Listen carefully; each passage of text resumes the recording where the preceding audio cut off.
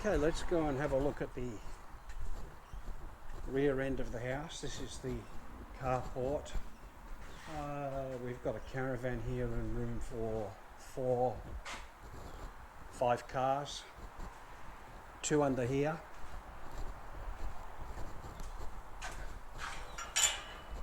And a dozen out here.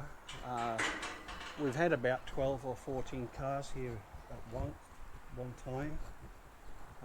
It's a huge property. You can drive straight through to the back. This is the 3 back doors that I mentioned in the previous video. One into the dining room, one into the laundry, and one into the internal-external bathroom.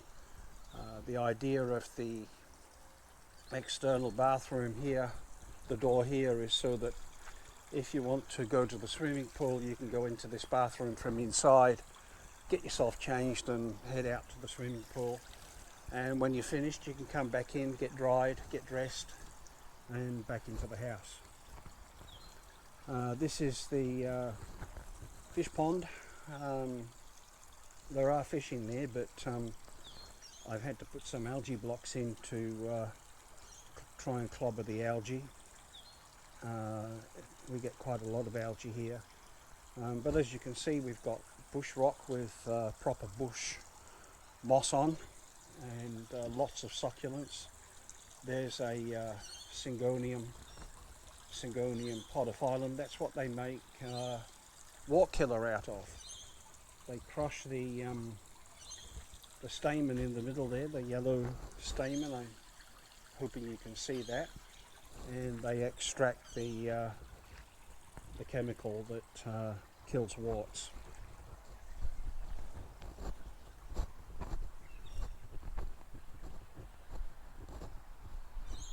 This is the sleep out. It's been converted from a garage. I'll quickly show you inside later on. The door is still there because there's a false wall inside that can be removed and have the area returned back to being a garage. We've got lots of cacti, lots of succulents, crocus. This is the back end of the house, the master bedroom patio, where we can entertain and have drinks. This is also an entertaining area where we can have a barbecue and friends. Let's see, there's the swimming pool. As you can see, I have a minor problem with ducks, so I have to come out every so often and clean up. That will stop when the pool is finished being cleaned and we put the pool cover on, because the ducks think that the water's still there and they hit the plastic and fly off again, so they don't leave this bloody mess. Shocking mess. We've had to make some changes to get the pool compliant with New South Wales regulations. We had to lift the fence 30 centimetres, and the silly thing is about this 30 centimetre height extra height we needed is that they sent me a copy of the standards that I had to comply with, and it says that it's quite okay for the fence to be climbable from the other side, which is stupid. So essentially you're being required to lift the fence in order to keep people in, not out. It absolutely does not make sense. I had to put this little barrier here as well to block off the internal wall. And again, we've got clivia succulents in flower. That's the side of the garage slash sleep out slash granny flat. We have some flowers. I can't remember what they're called. I'll remember it soon enough. Down here we've got a metal shed for storing the lawnmower and stuff. There is the wood shed where we can store large pieces of wood for the fireplace. This is an orange tree. I think this one is navel orange. This one has died. It was a Valencia. As you can see, there's lots of fruit going to grow on this one. This one here is grapefruit. We get some lovely grapefruit off it. That stump there was at one point a mandarin tree. This is the pump shed where the pump is. It's a bit messy at the moment because we're not quite finished. The pool pump is going. We also had to block off this door with our steel bars to make sure that there was no entrance. Sheds inside pool areas in New South Wales are acceptable provided it's used for pool equipment. But with such a huge shed, it was a big stretch for the inspector to certify this building as being acceptable, so he made us close off the door.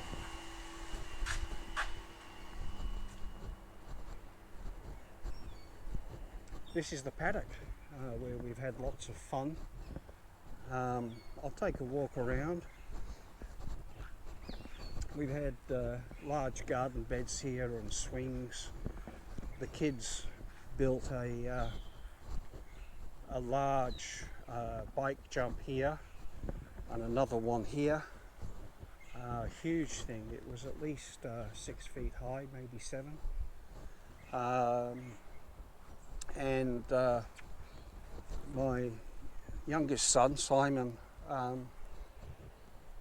would mow the lawns on the ride-on, so he ended up taking a photograph of himself on the ride-on with a big cheesy grin on his face, and then used Photoshop to make it look like he was going over the bike jump about 20 feet in the air on the ride-on. It was quite funny because wifey thought he'd actually done it.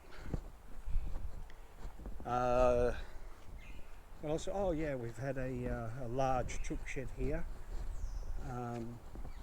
We pulled it down because we got foxes in and they killed all the chooks. I came out one morning and there were splatters of a splatter of feathers here, a splatter of feathers there, a splatter over there, a splatter here, a splatter here,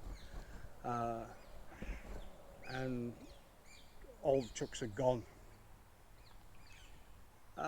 This is an apple tree. It's very young, it's not been in for long, and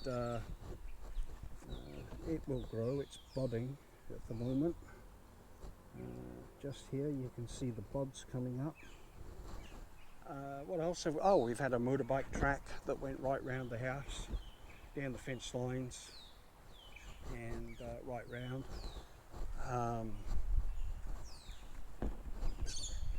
This area here is flood zone, just this part back here. It's apparently supposed to be susceptible to flooding, but in the 24 years that we've been here, we've never seen this drain any deeper than this grass here, because it just runs straight down.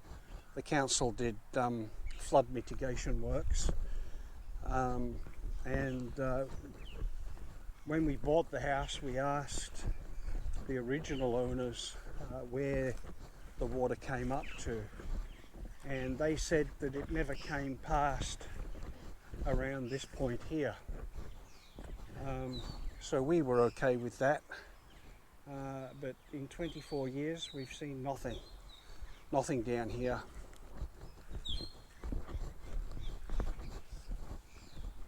So that's the view of the back of the house from in the paddock. We've got some fantastic memories of this area.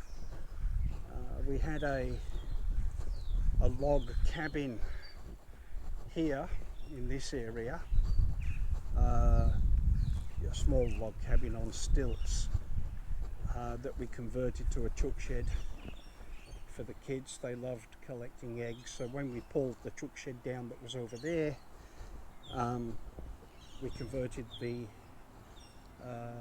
kids' cubby house or log cabin into a chook shed, and built the fences down so that the foxes couldn't get in.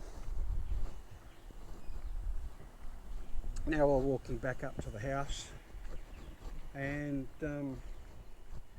I think that just about covers it.